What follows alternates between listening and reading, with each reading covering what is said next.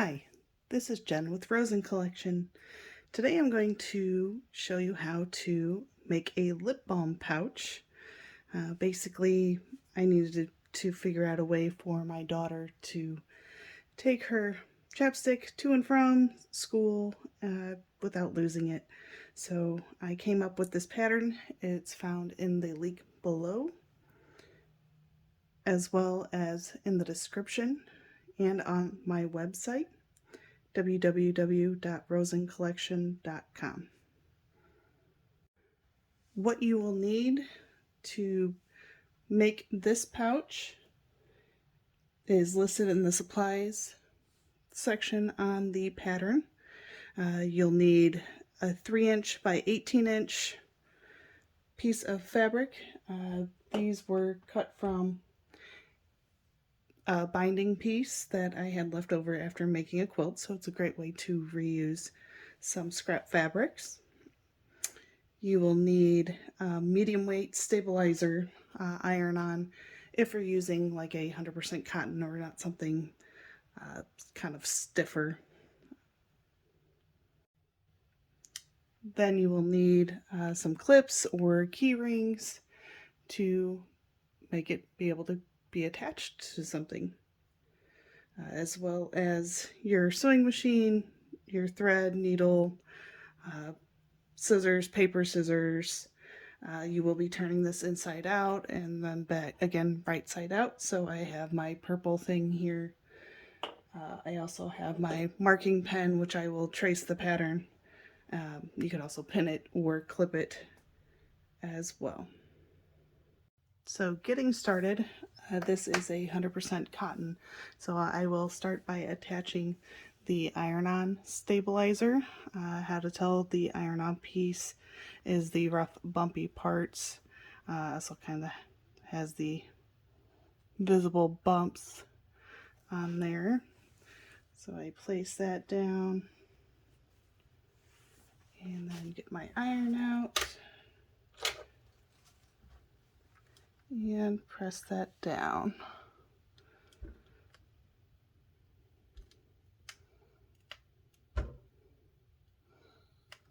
Just making sure that's more secure. Just add a little stability and stiffness to the pouch itself.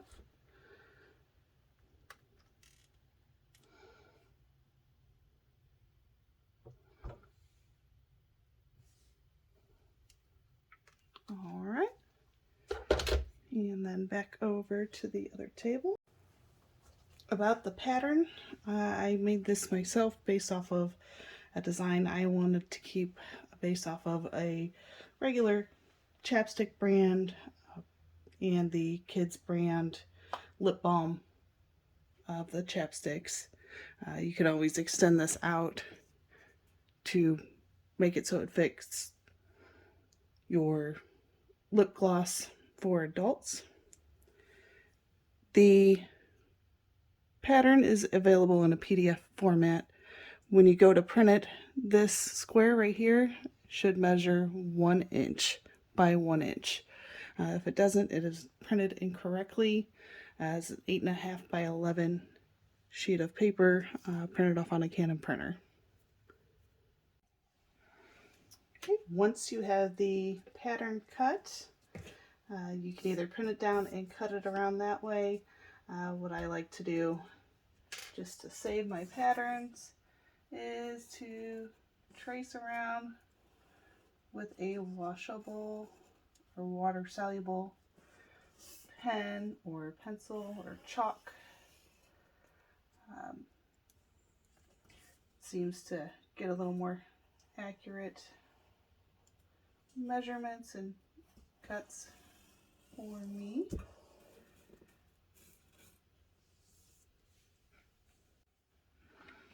Also remember to mark where the fold lines are. It's kind of more for a guidance about where that is going to be. You might prefer it to be a little different depending on the size of chapstick or lip balm that you're putting in there. So once you have that traced and marked, you will grab your fabric scissors or rotary cutter. Probably should have grabbed the rotary cutter just because this is mainly all straight lines. And cut along that pattern area. This is actually on a fold, so it makes the cutting of it a little bit easier going this direction than I'm currently cutting.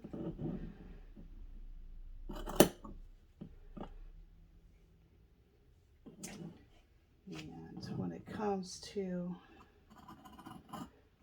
sewing of it, it is also written on the pattern that it is a 1/4 inch seam allowance. That is the dashed line around the pattern. And what I'm going to do to make it a little easier because it's so thin is cut this first.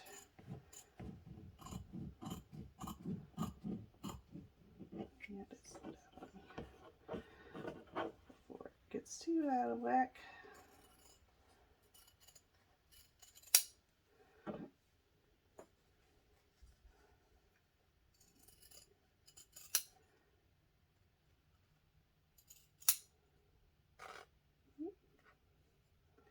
Just a single thread. All right. And the last cut there. All right.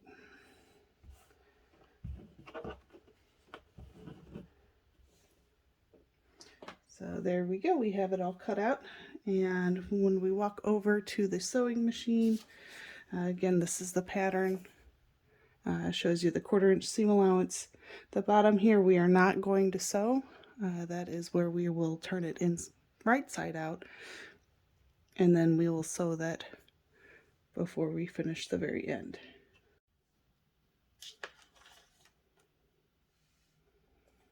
All right, so we'll take my material, and in this case with the interfacing or stabilizer, and start sewing. So I will start at the bottom to leave that pocket open. 1/4 inch on this foot is actually right at the clear point. So I will go ahead and start sewing.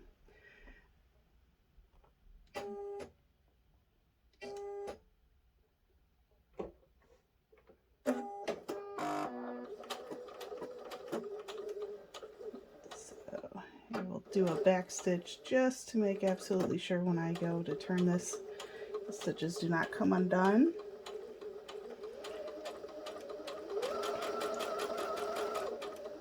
Continuing with the 1/4 inch.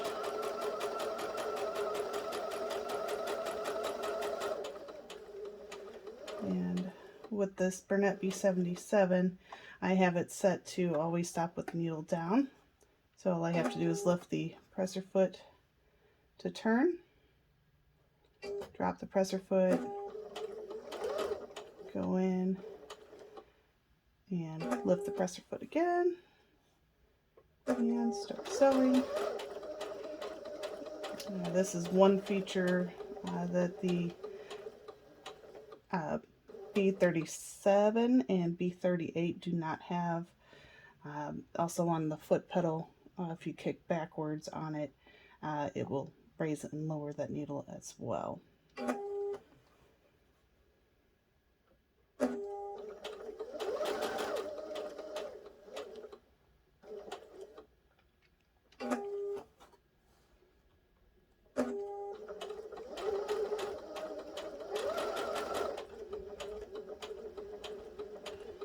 And once again, remember to like, share, and subscribe.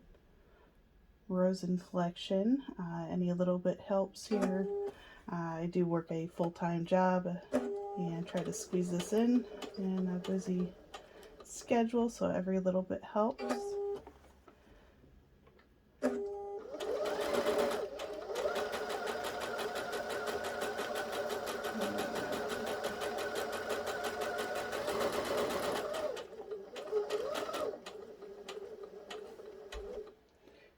And finish with a back stitch. Make sure that it doesn't flip and undo the sewing when you go to turn that. This has a great cut feature, so I do not have to get my scissors or pull the thread. So I am good to go. Alright, so now that it is sewn together, what I do to help the corners be nice and to the point, I trim off the corners and any little bit of excess that I might have.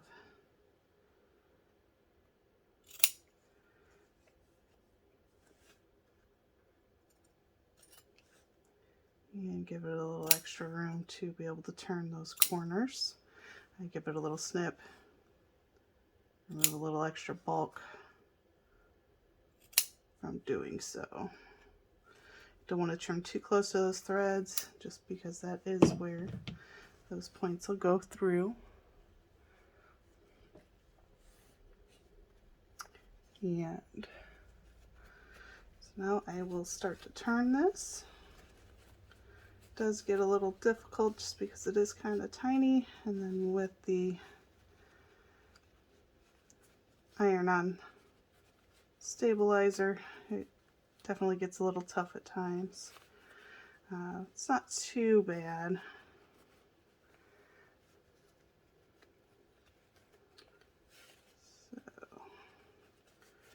So, just pull that there. There are tools and things to help push that through. This is the purple thing. Recently got one of these, and I think this is to the point now where I'm able to use that to help turn this here. It's got a stiletto point, a 1/4 inch little flat end tool, and also a little elastic pull through. You can find that link below. On Amazon is where I got this.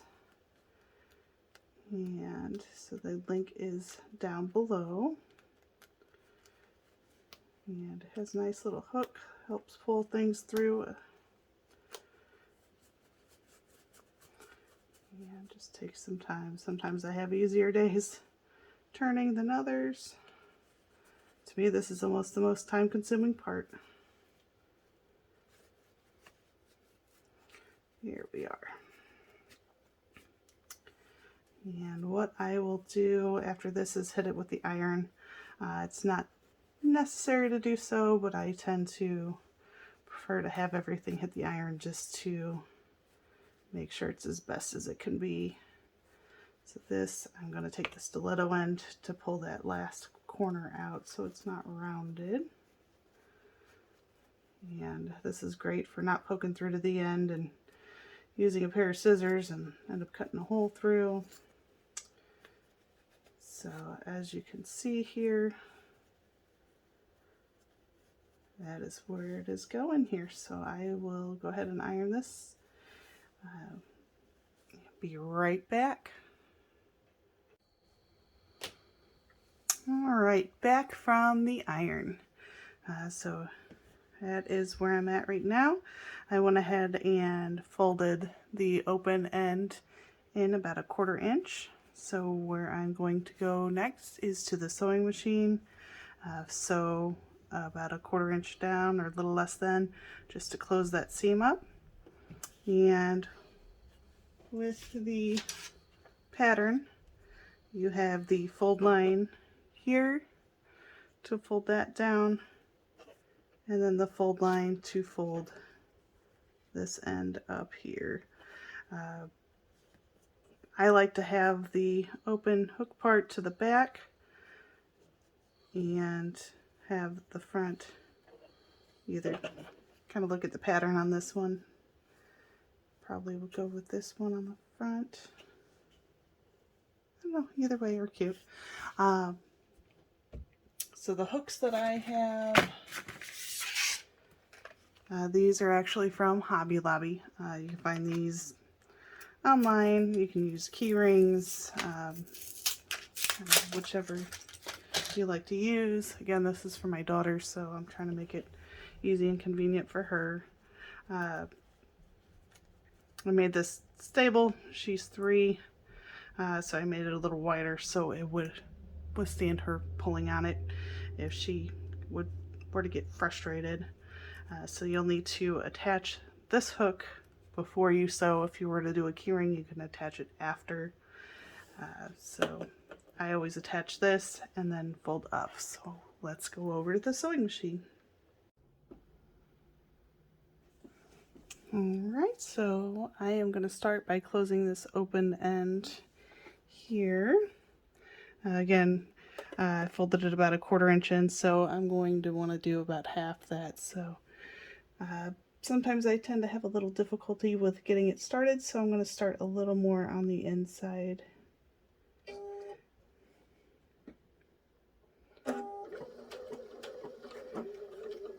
And then remembering to back up. And go forward.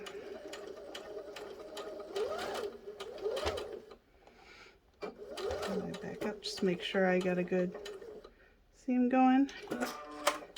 And I'm good with that. So that is nice and closed there. It's not going to come open. Sometimes it helps to take the chapstick or lip balm and kind of tuck it in there to get an idea of how that's going to fit, whether you need to adjust it down or up. I tend to like to have it a little higher just so I know it's not going to fall out if it's pushed up a little bit from the bottom. So I'll probably go about there. Alright, and I am going to use these clips just to kind of keep it in place while I'm sewing. I would say maybe 2 on each side just so it doesn't slide out on me. 2 on that side, and another great use of this purple thing is, if you can see here, I like to use that just to make sure I get a good seam there to flatten that out. And so I will stick one more clip over here on this side. See what I was doing there. Keep dropping off the camera, I apologize. If you have any questions, you can always leave it in the comments and I will get back to you. So what I will do now is I will go ahead and start sewing, and I'll actually start sewing from the bottom of this pocket. So I will go ahead and slide over here. The link to these clips are found in the description below as well. There's several brands. These ones I also purchased on Amazon. Have no complaints about them. It was actually a 100 pack, which is, I thought, way more than I was going to use, but they've come in so handy that I use them a lot more than I thought, and I've almost ran out and needed to buy more. So I will start sewing there. I make sure I have a good back stitch and then stitch forward. Again, this is about 1/4 inch.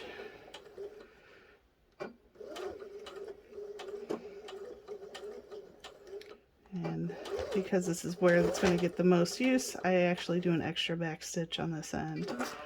And go ahead and cut it. And so that is about where I'm at there. And I'm actually going to take one of those off, slide it, just because I am going to stitch from the back side now so I can stitch from the bottom. Just because it's folded, I find it's a lot easier for me to do it that way. Have it start, have a back stitch,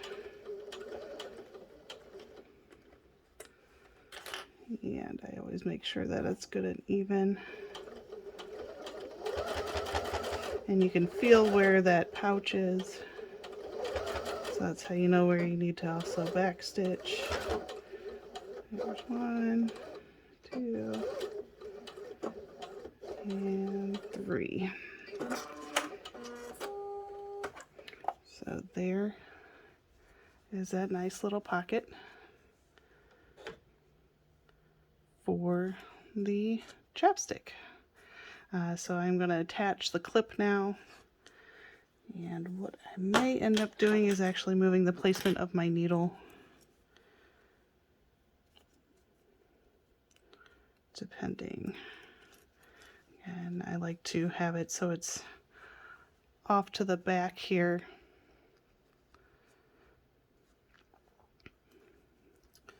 So I will go ahead and see about where I want to do it. Depends on the size of the hook, and so that fold line that is on the pattern is kind of, it's a movable option. More about what you like or what your customer or person likes here. So this I will actually trim some threads just so they don't get stuck up in there. And I'll go back and trim the rest when I am done, but I just don't want them to get caught in the final stitch here. So this, I'm going to stitch from the back just so I can see exactly what I'm sewing. I think I'll be okay. I don't think I'll need to move the needle over for this one. So I'm going to start a little further in and have it back stitch.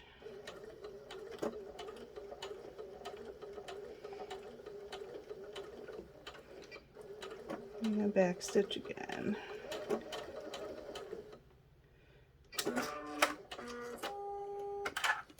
Alright, so there we go. Go ahead and trim the threads here.